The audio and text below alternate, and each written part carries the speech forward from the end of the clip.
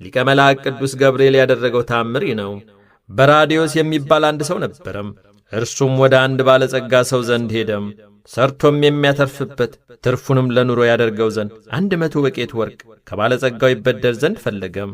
ከባለጸጋው ዘንድ ሄዶ ወቄት ወርቁን ያበድረው ዘንድ ጠየቀው። ባለጸጋውም ገንዘቤ በከንቱ እንዳይቀር የሚዋስ ሰው አምጥታ አበድርሃለሁ አለው። በራዲዮስም ስለ ዋስትናው በቂ ዋስ አለኝ፣ ነገር ግን ከዚህ ለመምጣት አይቻለውም፣ ና ሁለታችንም ዋሴ ወዳለበት እንሂድ አለው።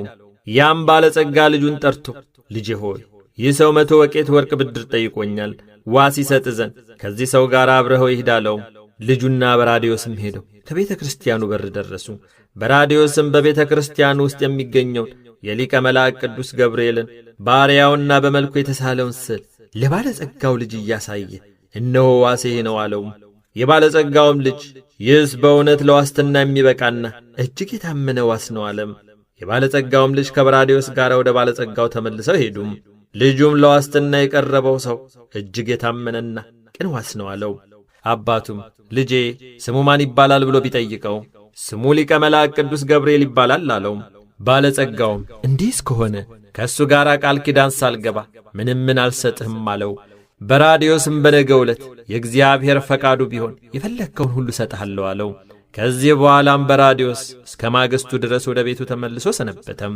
ባለጸጋውም ግን በማለዳ ወደ ቤተ ክርስቲያን ሄዶ በሊቀ መላእክት ቅዱስ ገብርኤል ፊት ቆሞ እንዲህ አለም። የእግዚአብሔር መልአክ ሆይ ወርቄን ለዚህ ሰው በምሰጥበት ጊዜ በእኔና በዚህ ሰው መካከል ምስክር ትሆነን ዘንድ የፍቅርንና የይቅርታን ዋስትና ብቻ እፈልጋለሁ። እውነተኛ ምስክርነትን ስለማምንበት ከአንተና ከእግዚአብሔር በቀር ሌላ ምስክር አልፈልግም። ይህንንም ከተናገረ በኋላ ባለጸጋው ለሊቀ መላእክት ቅዱስ ገብርኤል ሰግዶ ወደ ቤቱ ሄደም። የሚመለስበትን ጊዜ በአንድ ዓመት ወስኖ ነግዶ ያተርፍበት ዘንድ ለበራዲዮስ 100 ወቄት ወርቅ ሰጠው። በራዲዮስም ነግዶ ከእግዚአብሔር ረዳትነት የተነሣ ከሚያገኘው ትርፍ እኩሌታውን ለባለጸጋው እኩሌታውን ለራሱ ሊካፈሉ ተስማሙ። በራዲዮስም በሊቀ መላእክት ቅዱስ ገብርኤል አማላጅነት በወርቁ ሲነግድ ብዙ ትርፍ አገኘም። ነገር ግን የባለጸጋውን ገንዘብ ሳይመልስለት የዓመቱ መጨረሻ አለፈ። ገንዘቡንም አልመለሰም። ሰይጣን ተንኰለኛነትን አሳድሮበት ዐይነ ልቡናውን አሳውሮታልና። ይልቁንም ይኸው በራዲዮስ ሊናገርና በእኔ ላይ ሊመሰክርም ከማይችል ከሊቀ መላእክት ቅዱስ ገብርኤል ስል በስተቀር የሰማና ያየ በእኔ ላይ የሰው ምስክር የለም። የፈረምኩበትም የጽሑፍ ሰነድ አይገኝም። ስለዚህ ባለጠጋው ገንዘቤን ስጠኝ ብሎ ቢጠይቀኝ እክደዋለሁ እንጂ እውነት ነው አለኝ ብዬ አላምንም ሲል አሰበ። ያን ጊዜም ባለጸጋው በራዲዮስን ጠርቶ በውላችን መሠረት ወርቄን ከነትርፉ ስጠኝ፣ እኔ በእጄ መዝኜ እንደ ሰጠው አንተም የትርፉን አስበህ በፍቅር ክፈለኝ አለው። በራዲዮስ ግን ምንም የሰጠኸኝ ነገር የለም በማለት ካደው። ባለጸጋውን ባነጋገሩ እየተደነቀ ወርቄን እንደ ሰጠው ካውቀህ ትመልስልኝ ዘንድ እስኪ ልቡናህን ሕሊናህንም መርምር አለው። በራዲዮስ ግን በእኔ ላይ እንደ ሰጠኝ የሚያውቅልህ እውነተኛ ምስክር ካገኘህ ወርቅን ከነትርፉ መልስላለሁ ሲል መለሰለት። ባለጸጋውም የበራዲዮስን ቃል በሰማ ጊዜ ግድ ብሎ ወደ ቅዱስ ገብርኤል ቤተ ክርስቲያን ወሰደው። ባለጸጋውም በመልአኩ ስዕል ፊት ቆሞ ጌታዬ ሊቀ መላእክት ቅዱስ ገብርኤል ሆይ በእኔና በዚህ ሰው መካከል የተደረገውን ነገር አንተ ታውቃለህ። እኔ የራሴን ገንዘቤን እንጂ የእሱን ገንዘብ አልሻም። ወርቄን ስሰጠው አንተን አምኜ ነውና ፈጥነህ ትፈርድልኝ ዘንድ የእግዚአብሔር ፍቃድ ይሁንልኝ እያለ ተማጸነ። ባለጸጋውም ይህን ካለ በኋላ በራዲዮስን ምስክሬን ነው እርሱ ሊቀ መላእክት ቅዱስ ገብርኤል ነውና እስኪ በርሱ ፊት ማላለው።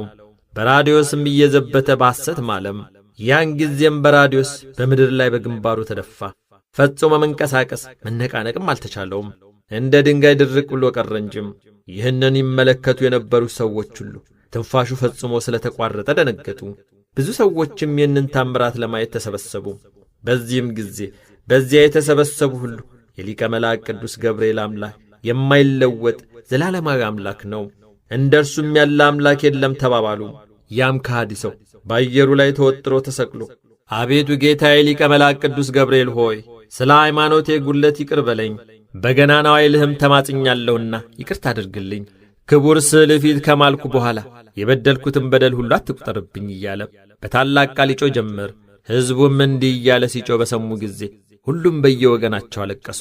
ከዚህ በኋላ ቸርነቱ ጥልቅ ምሕረቱ ምጡቅ የሆነ እግዚአብሔር በሊቀ መላእክት ቅዱስ ገብርኤል አማላጅነት ንስሐውን ተቀብሎ ከተሰቀለበት አወረደው። ወዳጆቹም አእምሮ እስኪመለስና የተናገረውን እስኪያስታውስ ድረስ በተለየ ቦታ አስቀመጡት። ይህ በራዲዮስ ሰውነቱን ካወቀ በኋላም ተነስቶ ሄደ። ወርቁን ከነትርፉ አመጣ፣ ለባለጸጋውም ሰጠው። ባለጸጋውም ለሊቀ መላእክት ቅዱስ ገብርኤል ቤተ ክርስቲያን ወርቁን መባ አድርጎ ሰጠም። መኖሪያውንም በሊቀ መላእክት ቅዱስ ገብርኤል ቤተ ክርስቲያን አጠገብ አድርጎ እስከ ዕለተ ሞቱ ድረስ የሊቀ መላእክት ቅዱስ ገብርኤል ቤተ ክርስቲያንን እያገለገለ ኖረ። እኛን ሕዝበ ክርስቲያንንም የሊቀ መላእክት ቅዱስ ገብርኤል ጸሎቱና በረከቱ በምትመጣው የፍርድ ቀን መንግሥተ ሰማያትን እንወርስ ዘንድ ወደ ንስሐ ይመልሰን፣ ከሕዝበ ክርስቲያኑ ጋራም ለዘላለም ይኑር ለዘላለሙ አሜን። አማላጅነቱ ለዘላለሙ በእውነት ከሕዝበ ክርስቲያኑ ጋር ይሁንና ሊቀ መላእክት ቅዱስ ገብርኤል ያደረገው ታምር ይህ ነው። በዚያ ወራት እመቤታችን ድንግል ማርያም ተነስታ ገሊላ ወደምትባል ወደ ይሁዳ አገር ሄደች። ከካህኑ ዘካርያስም ቤት በገባች ጊዜ ቅድስት ኤልሳቤጥ መጸነሷን አወቀች።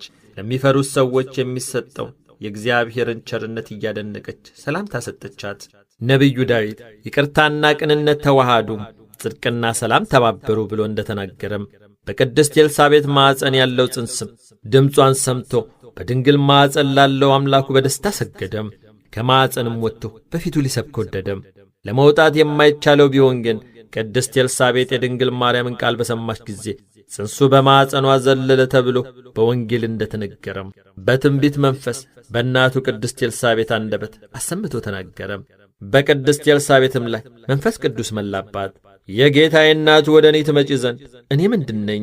እነሆ አሁንም የሰላምታሽን ድምፅ በሰማው ጊዜ ከደስታ የተነሣ በማዕፀን ያለው ጽንስ ዘሏልና አንቺ ከሌሎች ሴቶች ሁሉ ተለይተሽ የተባረክሽ ነሽ፣ የማዕፀንሽን ፍሬ የተመሰገነ ነው በማለት አሰምታ ተናገረች። ዳግመኛም ሁሉም በኃይሉ የሚሸከም እርሱን የተሸከምሽው መንፈሳዊት ሆይ በእውነት እሱን ልትሸከም የተመረጥሽ፣ ከሰማያትም በላይ ከፍ ከፍ አልሽ። ሰማያት የማይወስኑት ሰራዊተ መላእክት ሊያዩት የማይቻላቸው በማዕፀንሽ አድሯልና ስትል መሰከረች። ድንግል ማርያምም የማዕፀንሽ ፍሬ የተመሰገነ ነው ያለችውን የቅድስት ኤልሳቤጥን ቃል በሰማች ጊዜ መንፈስ ቅዱስ እንዳደረባት አወቀች። ስለማይመረመረውም ጸጋ የእግዚአብሔርን ምስጋና እንዲህ ስትል ጀመረች። ሰውነቴ እግዚአብሔርን ከፍ ከፍ ታደርገዋለች፣ ልቤም በጌታዬና በአምላኬ ደስ ይላታል፣ የባሪያይቱን ትሕትና ተመልክቶአልናም። እነሆ ከዛሬ ጀምሮ ትውልድ ሁሉ ንድ ክብርት ይሉኛል። ታላቅ ኃይል አድርጎልኛልና ስሙም ቅዱስ ነው። ይቅርታውን ለሚፈሩት ሰዎች ለልጅ ልጅ ይኖራል። ኃይልም በክንዱ አደረገ፣ ትዕቢተኞችን አዋረደ፣ ኃይለኞችንም ከዙፋናቸው ገለበጣቸው። ትሑታንን ከፍ ከፍ አደረጋቸው፣ የተራቡትን ከበረከቱ አጠገባቸው፣ ባለጠጎችን ግን ባዶ እጃቸውን ሰደዳቸው። ወዳጁ እስራኤልን በረድኤት ጠበቀው፣ ለአባቶቻችን አብርሃም ለዘሩ እስከ ዘላለም ድረስ የገባውን ቃል ኪዳን አስቧልና። የአብርሃም ዘሮች የተባልን እኛም የእግዚአብሔር ቃል ለመቀበል የተዘጋጀንን በጌታችን ኢየሱስ ክርስቶስ ያመንን እኛም ለትምህርት አጸናን። የአብርሃም በረከቱ በጌታችን ኢየሱስ ክርስቶስ ለአሕዛብ ይሰጣቸው ዘንድ በሃይማኖትም የመንፈስ ቅዱስን ተስፋ ያገኙ ዘንድ ተብሎ እንደ ተጻፈ ሁሉ በላያችን ለተጠራ ለእኛም አንድነትን ሰጠን። በሃይማኖት የአብርሃም ልጅነታችንን ገልጸን በእግዚአብሔር ዙፋን ፊት ምሕረትን እናገኝ ዘንድ ለዘላለሙ ክብር ምስጋና የሚገባው የመንፈስ ቅዱስ ፈቃዱ ይሁንልን ለዘላለሙ አሜን። ጸሎቱና በረከቱ ለዘላለሙ ከሕዝበ ክርስቲያኑ ጋር ይሁንና ሊቀ መላእክት ቅዱስ ገብርኤል ያደረገው ታምር ይህ ነው። ይህ ታምር ሊቀ መላእክት ቅዱስ ገብርኤል ቅዱስ ጢሞቴዎስንና የሮሙን ቅዱስ ቴዎድሮስን እንደረዳቸው ይናገራል። ቴዎድሮስ የሚባል የሮም ሰው ነበረም። ይህንንም ቅዱስ ቴዎድሮስን ከንጉሡ ዘንድ ከሰው ወሰዱት። ንጉሡም ለጣዖት ስገድ አለው።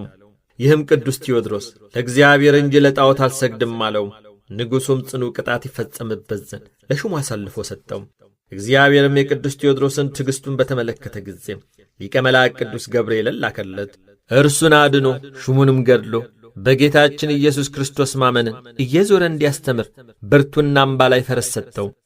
የሊቀ መላእክት ቅዱስ ገብርኤል ጸሎቱና በረከቱ በሁላችን ሕዝበ ክርስቲያን ላይ አድሮ ይኑር ለዘላለሙ አሜን።